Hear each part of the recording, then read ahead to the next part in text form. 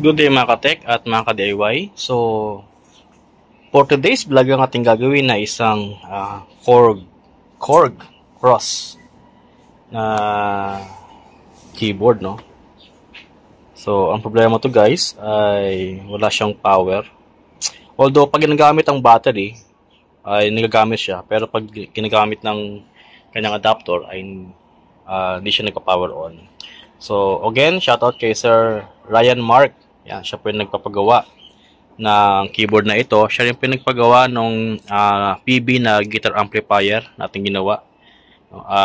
Dalawa ito na kanyang dinala sa atin. So, from Bael, Laguna, ay siya po ay talagang dinala niya yung kanilang mga gamit sa church para maipagawa sa atin.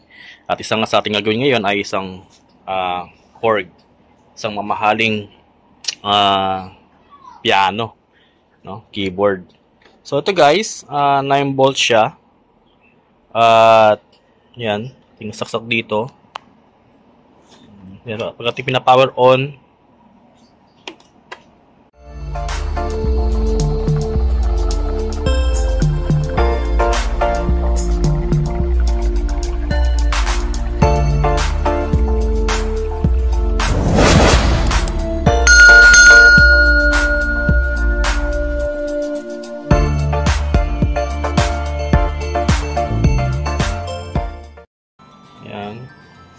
wala.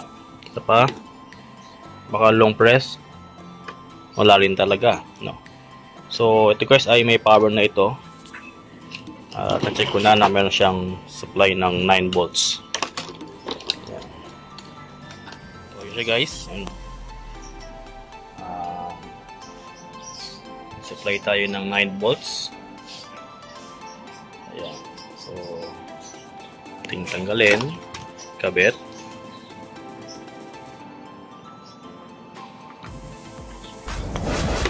Yan. So, wala talaga. Pero pag ang gamit daw ay battery, meron siyang supply na nagagamit siya. So, yun guys, ating tignan kung ano yung posibleng sira ng keyboard na ito. Kung bakit pagdating sa adapter ay hindi siya nagka-power on, pero pag gamit ang battery ay gumagana siya. So, ito guys, yung kanyang battery. Lagyan ng battery 1, 2, 3, 4, 5, 6. So 6 na battery guys yung need dyan. Ating guys buksan ang keyboard na ito. So yun guys, ating natanggal yung mga screw nya. At ito yung laman ng Korg Cross. Ayan. So yan, no? So guys,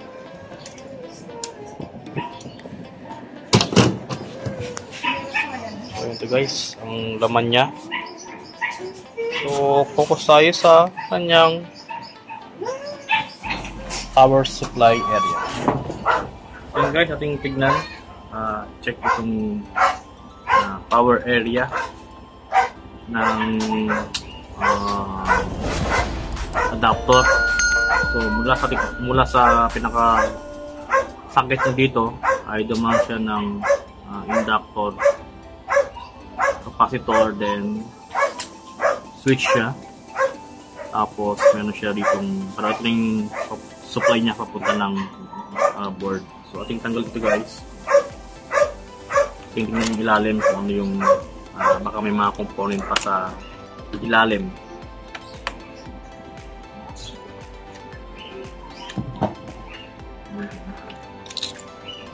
So siya guys, meron siya isang diode.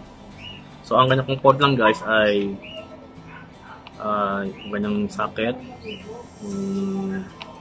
kanyang pinaka tawag dito, yung inductor, capacitor, switch, saka ito. So, the rest ay wala na. Papunta siya dito, papunta na niya sa board niya. So, tingnan guys kung okay, kung walang shorted yung mga component na ito. So, hindi siya nag-short sa kabilang linya. Pati itong diode ay sana ay hindi siya dapat short.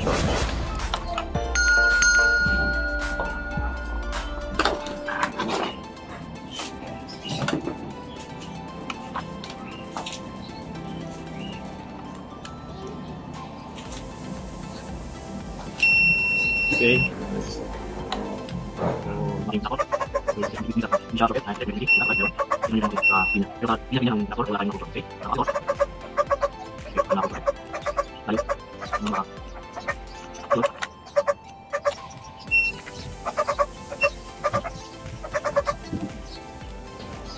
So far ay wala tayong nalilid na shorted component. Okay yung ating diode. Okay din yung ating ating pinaka inductor at yung ating capacitor. Okay naman, wala naman tayong shorted, hindi naman bloated yung kanyang capacitor. Yung ating check natin yung ating switch, baka hindi siya nagko-contact, no. Okay. Ito yung papunta ng circuit, kailangan ay normally close siya. Dapat pag ito yung ating happiness, dapat meron siyang reading na short, no? Kaya meron tayong beep sound. Okay, so goods guys yung ating switch, meron siyang resistance. So kaya problema, bakit pagdating sa adapter hindi siya nag-okay, pero pagdating sa battery okay siya.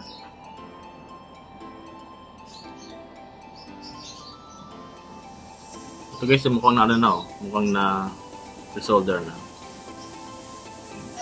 Ito. And ating tignan. So far sa nakikita ko guys, ito lang.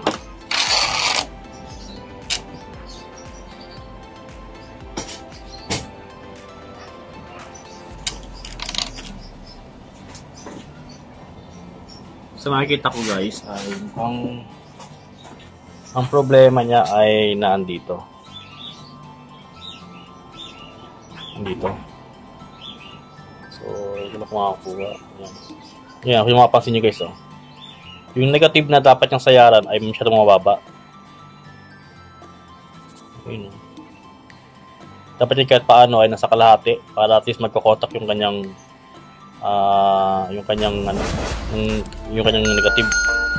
Walang problema, ayun, parang malayo siya sa ayun na siya, So parang malayo siya sa sa contact niya, parang kung contact niya. Wala. May lang i-view, pero mukhang tingin ko may problema itong ating guys. So far sa una kong assessment ay mukhang may check atin mo nang i-check itong pinaka-saksakan ng adapter.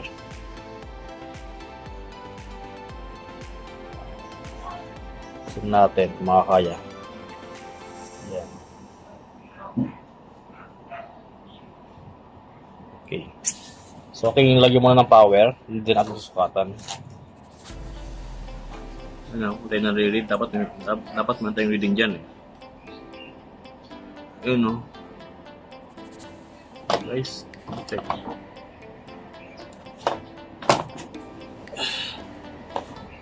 Base guys, yung kanyang adapter, diba? Medyo maliit yung niya, yung size ng kanyang adapter.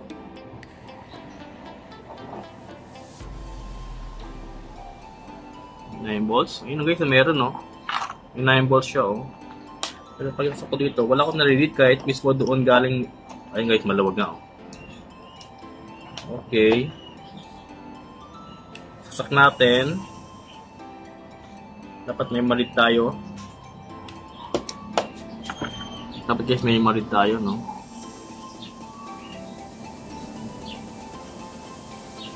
Yan. Pero problema, mukhang nag-lose yung niya. Yan guys, nag-lose nga, Maluwag guys, itong ating socket. Maluwag, hindi siya nag-ano. Pang need pa guys nito. So, let's see kung makakapag tayo nito ng ating unang guys, pagtan itong kanyang pinakasakit. Ito. Kasi medyo maluwag na siya. At may supply naman na 9 volts, pero pag dito ay wala tayo nare-read. So yun guys, ito yung ni-repair itong ano niya, itong pinaka-socket niya. Kasi nag-check ako sa shop, walang ganitong size eh. Puro malaki yung size niya. Mas maganda sana kung meron tayong makuwang same din, kaya lang wala eh. So, iba kasi yung ano to guys, size nito, maliit siya. Yan. So, ang ginawa ko na lang, dahil yung dito ay putol na dito, yan, akin na lang kinunek ito, side nito, tapos akin siya nilagyan ng ano, ayan, ng cover. Ayan, parang yung takip na yan. Kasi kanina wala siya takip, tapos in-adjust ko rin yung taas ng ano, ayun o, nung pinaka-negative. Kung nakita nyo, yan, kanina ay halos hindi makita yung ano, ito yung sa baba niya. Ayan. So ngayon, ayun o, kitang-kita na siya. Mataas na siya. Kaya kapag kumapit na yung, kapag pinasok na yung ano, yung adapter, ay fit na siya. So ating i-test, ating ikakabit guys. Ating subukan kung mag-okay na siya, no? Kung ito lang yung sira ng adapter na ito. So yun guys, atin lang nakabit. So hindi ko muna nalagay lahat ng mga tornilyo niya. Kasi tayo ay nag-test pa naman. So wala pa yung mga tornilyo niya. So ating initial testing, ating isaksak.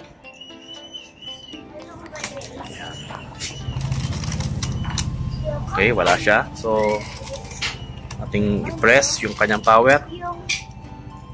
Ayun. Ayun guys, nagka-power siya. So ang problema to guys ay wala siyang power.